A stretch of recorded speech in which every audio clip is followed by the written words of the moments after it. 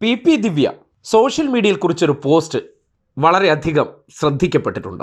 കഴിഞ്ഞ ദിവസം കൊച്ചി കോർപ്പറേഷനിലെ ഓവർസിയറായ സ്വപ്ന കൈക്കൂലി വാങ്ങുന്നതിനിടെ വിജിലൻസ് പിടിച്ച ഫോട്ടോ പങ്കുവെച്ചുകൊണ്ട് അവർ കുറിച്ചൊരു പോസ്റ്റാണ്.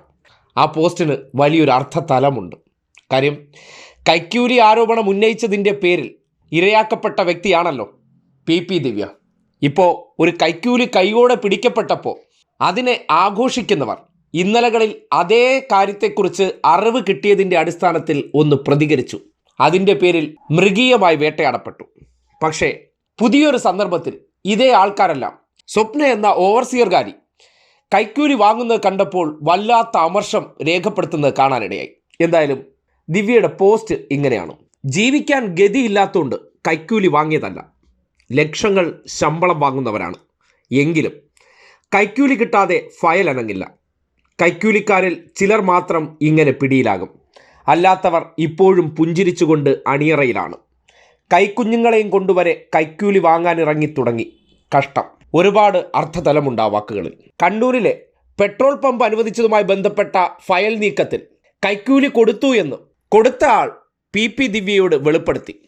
ആ വിഷയവുമായി ബന്ധപ്പെട്ട് ഫയൽ വൈകുന്നതിൻ്റെ അടിസ്ഥാനത്തിൽ നവീൻ ബാബു എന്ന ADMനെ വിളിച്ച് ഫയലിൽ മറ്റു പ്രശ്നങ്ങളില്ലെങ്കിൽ എന്തുകൊണ്ട് അതിൽ NOC നൽകാൻ വൈകുന്നു, അത് പ്രശ്നങ്ങളില്ലെങ്കിൽ നിങ്ങൾ ചെയ്തു കൊടുക്കണമെന്ന് ആവശ്യപ്പെട്ടു.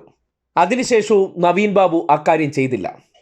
3-4 മാസങ്ങൾക്ക് ശേഷം അതേ ഫയൽ 1 ലക്ഷം രൂപ കൈക്കൂലി കിട്ടിയപ്പോൾ നവീൻ ബാബു ഒപ്പിട്ട് കൊടുത്തു എന്ന് അന്ന് ഫയൽ വൈകിയപ്പോൾ ദിവ്യയോട് പരാതിയുമായി വന്ന പ്രശാന്തൻ എന്ന സംരംഭകൻ വെളിപ്പെടുത്തി. അത് ഉള്ളിൽ വല്ലാത്ത അമർഷമുണ്ടാക്കി. യാത്രയയപ്പ് ചടങ്ങിൽ ഇതിനെ സംബന്ധിച്ച് പോയൊരു സൂചന കൊടുത്തു.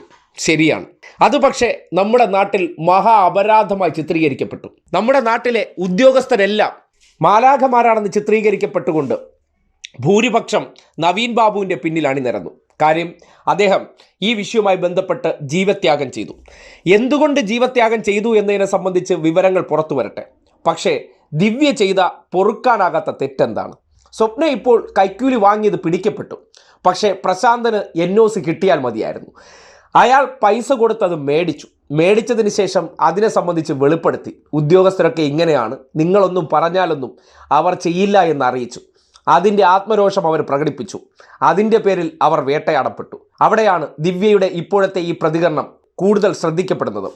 നമ്മുടെ നാട്ടിലെ മനോഭാവങ്ങളുടെ ഒരു പ്രത്യേകതയാണ്. ദിവ്യ എന്ന കമ്മ്യൂണിസ്റ്റുകാരി ആ രീതിയിൽ പ്രതികരിച്ചതുകൊണ്ട് വലിയ വിവാദമായി. അവർ വല്ലാതെ വേട്ടയാടപ്പെട്ടു.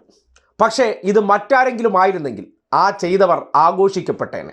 അവർ വല്ലാതെ ഹീറോയിസ്റ്റിക് പരിവേഷം നൽകി മാധ്യമങ്ങൾ കൊണ്ടാടിയനെ. ആ ഒരു രീതിയുടെ ഇരട്ടത്താപ്പാണ് സ്വപ്നയുടെ ഫോട്ടോയും പങ്കുവെച്ച് ഈ കുറിപ്പ് അവർ രേഖപ്പെടുത്തിയിരിക്കുന്നത്. ആ കൈക്കൂലി വാങ്ങാൻ വേണ്ടി വരുന്ന സന്ദർഭത്തിൽ കുട്ടികളെയും കൂട്ടി വരുന്ന മനോഭാവത്തിലേക്ക് ചില ഉദ്യോഗസ്ഥരുടെ കൈക്കൂലി വളർന്നിട്ടുണ്ട്.